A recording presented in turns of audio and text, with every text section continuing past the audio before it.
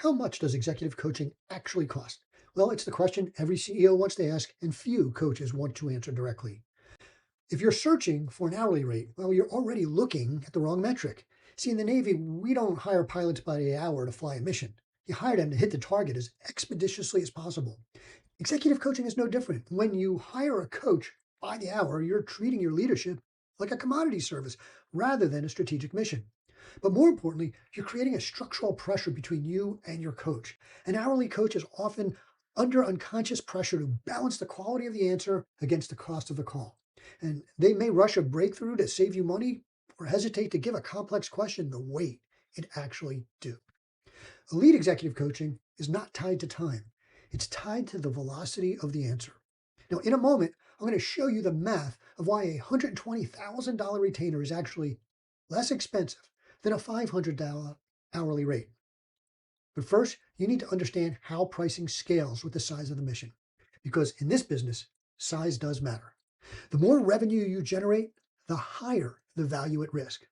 So level one is the commodity tier. And these are the rent-a-brain coaches who charge by the session or the hour. The danger here is the mental tax it places on the conversation. It forces you to weigh the importance of a critical question against the ticking clock. Now, if you have a leadership blind spot, you shouldn't be hesitating to call because you're worried about the invoice. Level two is the strategic retainer, and this is the wingman approach. And the investment depends entirely on the size of the organization. So for small businesses, this is often more of a business coaching than executive coaching. It focuses on the tactics and survival and typically ranges from $1,000 to $4,000 a month. For mid-market CEOs, that investment shifts to strategic leadership and scaling up. And this range typically runs from $5,000 to $10,000 a month.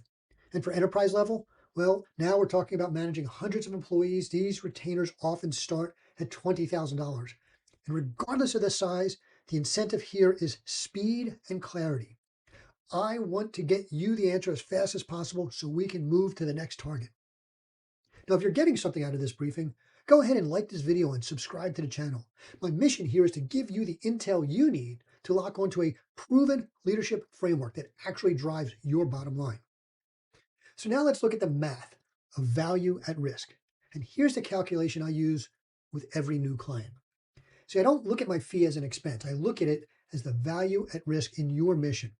If you're the CEO of a $100 million firm operating at 85% efficiency, well, you aren't just doing okay.